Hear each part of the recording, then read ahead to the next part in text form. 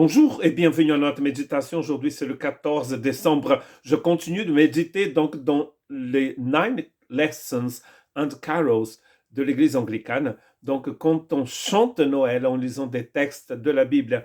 Et le deuxième texte, donc la deuxième leçon, se trouve dans Genèse chapitre 22, verset 15 à 18. L'ange de l'Éternel appela une deuxième fois Abraham depuis le ciel. Il dit: je le jure par moi-même, déclaration de l'Éternel, parce que tu as fait cela et que tu n'as pas refusé ton fils unique, je te bénirai, je multiplierai ta descendance. Elle sera aussi nombreuse que les étoiles du ciel, pareille au sable qui est au bord de la mer.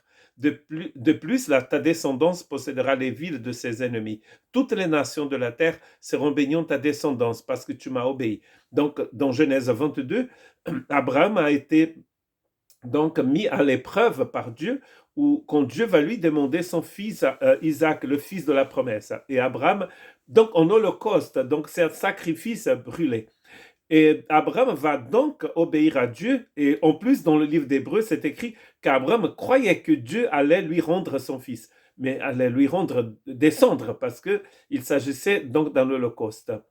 Abraham n'a pas dû tuer son fils parce que le Seigneur est intervenu et il a dit: je sais maintenant que tu crois en moi. Bien sûr, d'arriver à faire cela, c'était vraiment très important. C'était une preuve même de sa confiance en Dieu.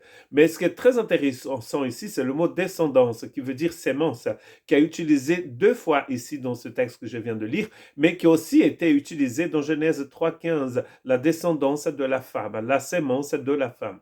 Or, nous savons bien que la femme n'a pas de sémence. Ici, c'est la sémence d'Abraham.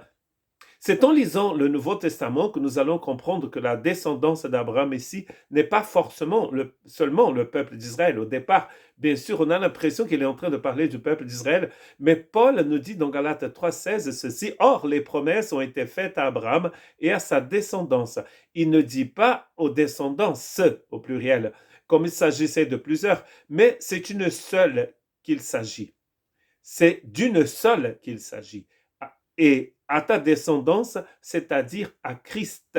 Donc Paul nous explique bien que la descendance d'Abraham, c'est Christ. Là, on a tout compris, en fait, parce que déjà, on a compris Genèse 3,15 et on comprend aussi Genèse 22, 18. Toutes les nations de la terre seront bénies en ta descendance. Il ne dit pas toutes les familles de la terre seront bénies dans le peuple qui sortira de toi. Même si c'est cela peut-être qu'ils ont compris. Mais nous comprenons maintenant, enfin ça fait déjà plus de 2000 ans que nous comprenons que la descendance qui bénit toutes les nations, c'est le Christ. Il n'y a que le Christ qui puisse le faire parce que lui, il est l'alpha et l'oméga. C'est lui qui est, qui était et qui viendra, le Tout-Puissant. C'est-à-dire qu'il ne change pas. Il n'est pas limité ni dans le temps, ni dans l'espace. Donc Abraham lui-même sera sauvé par cette descendance. Il n'y a que lui qui puisse sauver avant, pendant, après, pour toujours. Et nous allons finir cette méditation en lisant Hébreux 6, où la personne qui a écrit Hébreux va aussi citer donc le chapitre 22 de Genèse. Lorsque Dieu, donc Hébreux 6, 13 à 19, lorsque Dieu a fait la promesse à Abraham, comme il ne pouvait pas prêter serment par un plus grand que lui, il a juré par lui-même en disant: certainement, je te comblerai de bénédictions et je multiplierai ta descendance. C'est ainsi qu'après une attente de patience, Abraham a obtenu ce qui lui avait été promis. Or, les hommes jurent par plus grand qu'eux. Et le serment est une garantie qui met fin à toute contestation. C'est pourquoi Dieu, voulant montrer plus clairement encore aux héritiers de la promesse le caractère irrévocable de sa décision, est intervenu par un serment.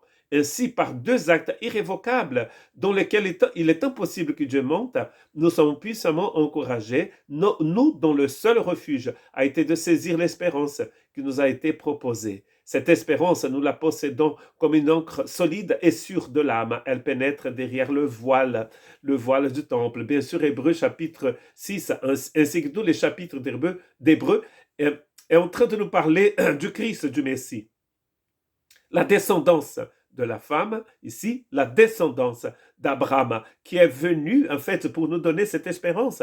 Et là, nous allons fêter bientôt sa naissance, et que le Saint-Esprit puisse remplir votre cœur de cette espérance qu'il est venu nous donner. Et lui, ici, dans Hébreu, l'écrivain, la personne qui écrit Hébreu, dit que cette espérance est comme une encre solide et sûre de l'âme qui pénètre au-delà du voile, c'est-à-dire qui nous amène dans le lieu très saint, dans la présence de Dieu, du Dieu Tout-Puissant. Que Dieu vous bénisse.